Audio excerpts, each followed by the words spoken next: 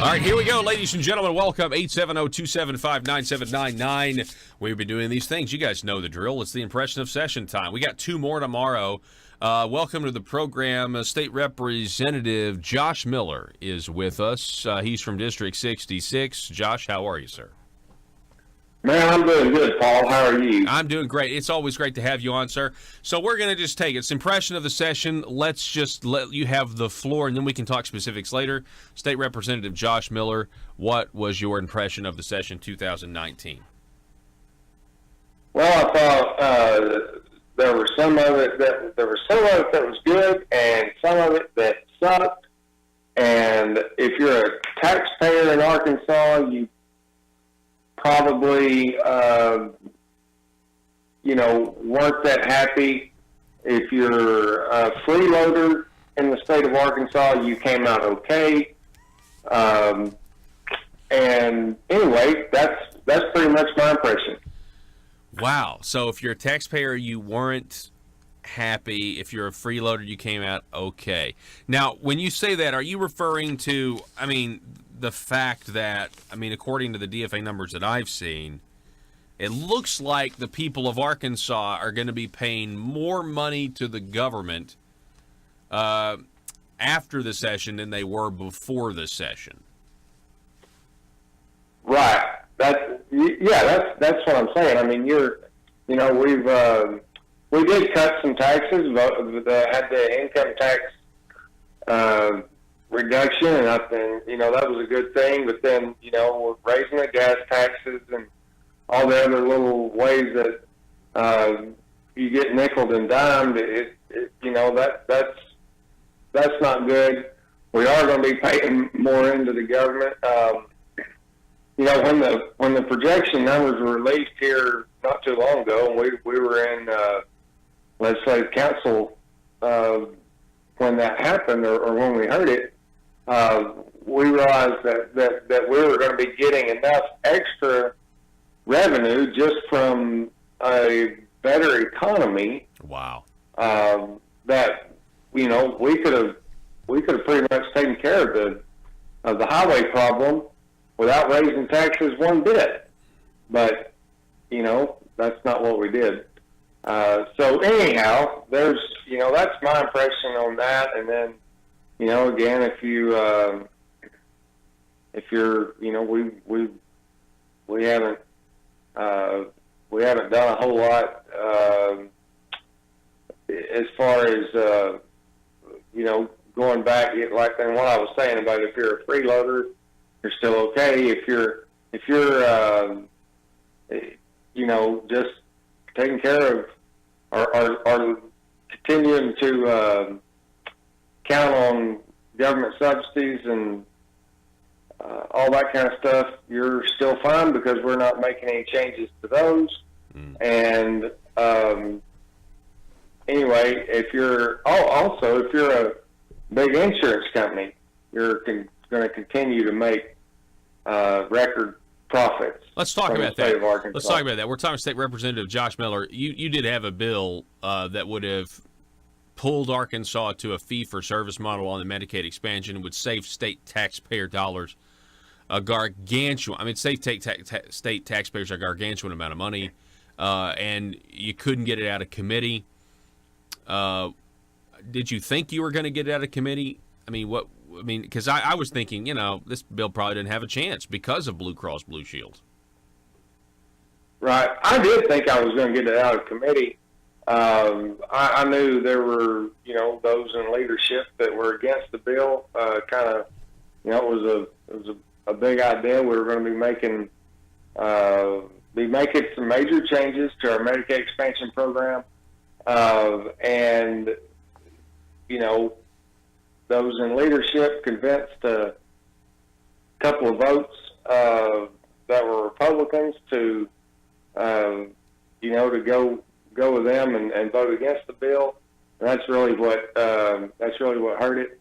Of course, all the Democrats voted against it, which I thought was hilarious, because all the bill did was basically just Medicaid expansion as was originally prescribed by the Affordable Care Act. and we had some really, really conservative Democrats in the House Public Health, I guess, that wanted to vote against Obamacare. So kudos to those guys and ladies. Wow, yeah, that is interesting. I remember that. That was so strange. You would think the Democrats, but of course, it just goes to show you. I was talking last hour about the uniparty. Sometimes you get the Democrats and Republicans locking arms on things that just don't make any sense. And I think it's because it comes down to the money, and you do have these giant corporate interests that want to continue receiving corporate welfare. Even if the people aren't going to the doctor, they just have an insurance policy. We're talking with State Representative Josh Miller. Josh, what about ethics? And we heard all this talk at the beginning of the session about ethics and how we needed to have ethics reform. Are you comfortable with the amount of ethics changes that happened, or do you think there should be more? Paul, I will say this, that personally, I don't feel any less ethical now than I did before the session started. Or more. I don't know, man. It's the bottom line. We can have committees and reforms and legislature and all this stuff. You can't legislate just honest, decent behavior, and that's basically what all that comes down to. I don't know. I'm not saying there doesn't need to be something else. I can't think of it right now, but the bottom line is, if people want to get involved in state government or federal government or whatever at some level and be crooks, they're going to find a way. And that's why it's just very important that we pay attention to who we're voting for and who we're electing and who we're hiring to be in different positions, because if we hire the wrong people, they can make off with a few $1 million of taxpayer money. And they might go to prison for it. Yeah, hopefully. Yeah, I can appreciate your sentiment. I think that's a really good notion.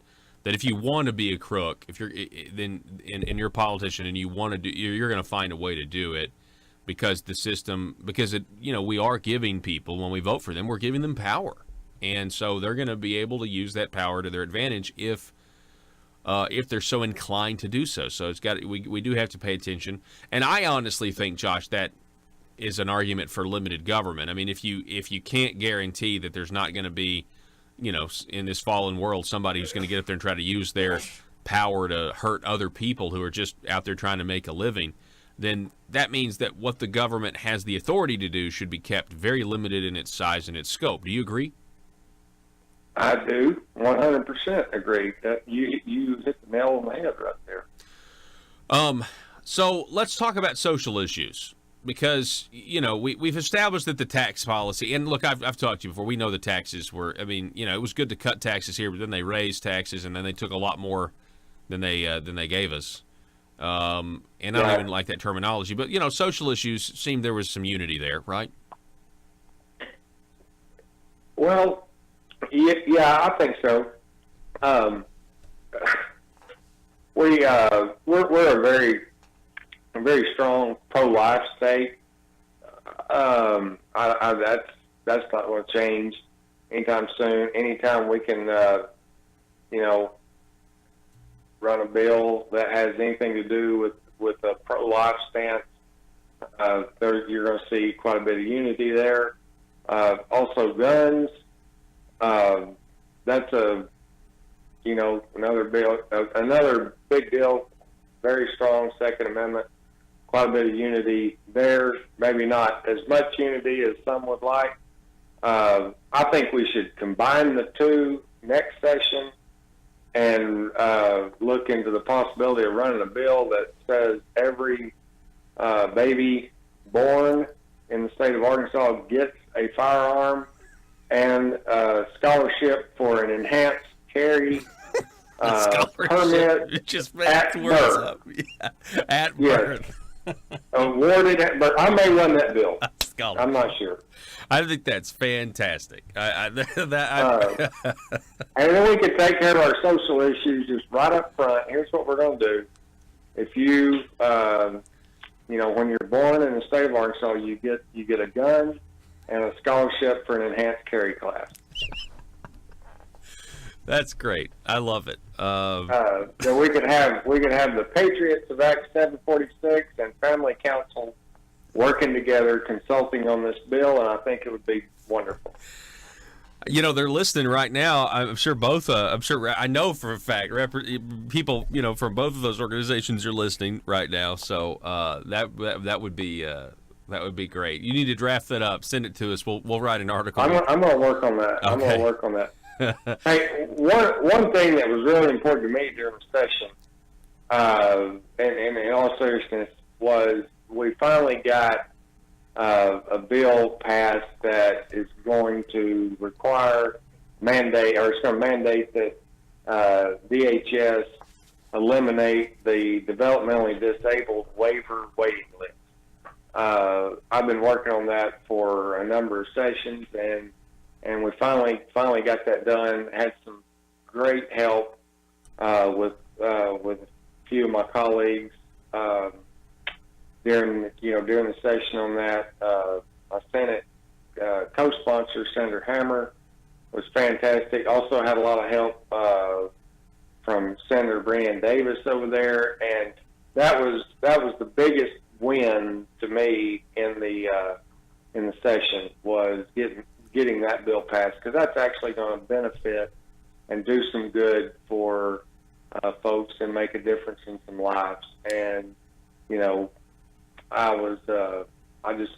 didn't want to completely badmouth the session without bringing that. No. And you've been working on that. You've been working on that for a long time, haven't you, Josh?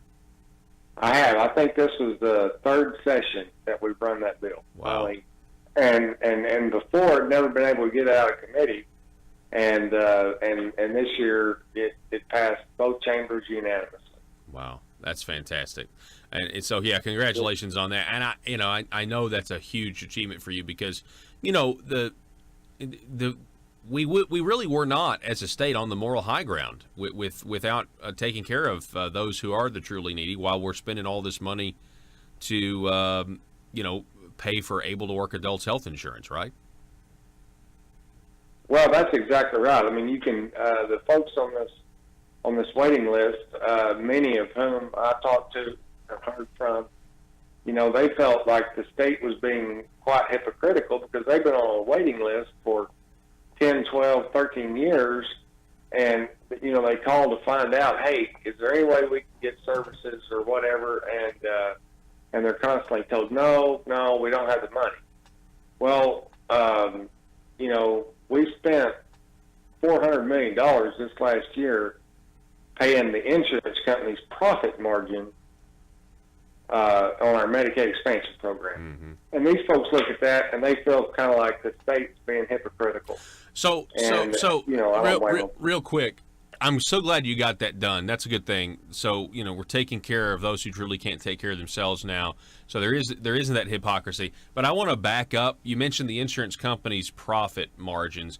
Back when you were trying to take us for fee-for-service, that was a key component of your testimony. Can you talk a little bit about that? Because some people seem to dispute the profit margins of Medicaid expansion for Blue Cross Blue Shield and others. Sure. I mean, it's in the Arkansas Works Law. It was in the original private option law language. It requires that these insurance companies spend a minimum of 80% of their revenue on medical loss. That's actually 80% of their money taking care of sick people. And paying for, medical needs, whatever, health care. The other 20%, you can say some of that's administrative costs. I get that.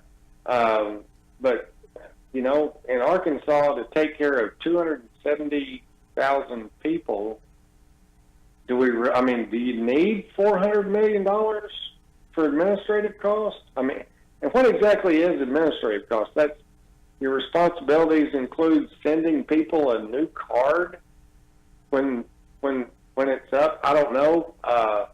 There's, you know, I mean, $400 million is 20% of the $2 billion that we spent on the program. That's math. And so, yeah, I mean, maybe I can assure you insurance companies are not spending more than they have to. Yes. They're not doing it. And then they want to come back every single year and ask for a rate increase and all this other kind of stuff. And then we don't have, you know, another problem we have is we don't have the competition. Back in 2013 and 14 when the private option was introduced, we were going to have all this competition. It was going to keep prices low. I mean, we have two companies in the program now, Blue Cross and Centene. And you know, it's just the competition's not there. The prices are up. Like I said, $2 billion to take care of 270,000 people. It's a gargantuan amount of money, and you know, we also need to remember. So if 20% of that's $400 million, and so 20% of that's profit or administrative costs or whatever, we also have to remember that you know, the Medicaid expansion population is not their only source of revenue either. It's not like they've got all this other money that's already funding administrative costs, presumably. So you were essentially saying, listen, we'll at least save $400 million, right? I mean, that was your argument. Go for fee for service, and we'll at least save $400 million.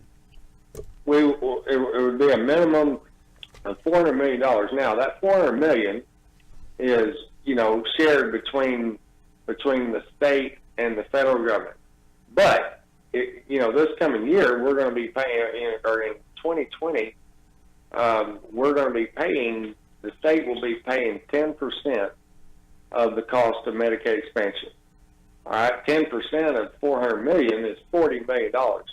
That's $40 million out of state revenue that is just being wasted on insurance companies' profit. That's not taking care of one person, not paying for one person's doctor visit or anything. $40 million just to say, hey, Blue Cross and Centene, we love y'all and sure do appreciate you.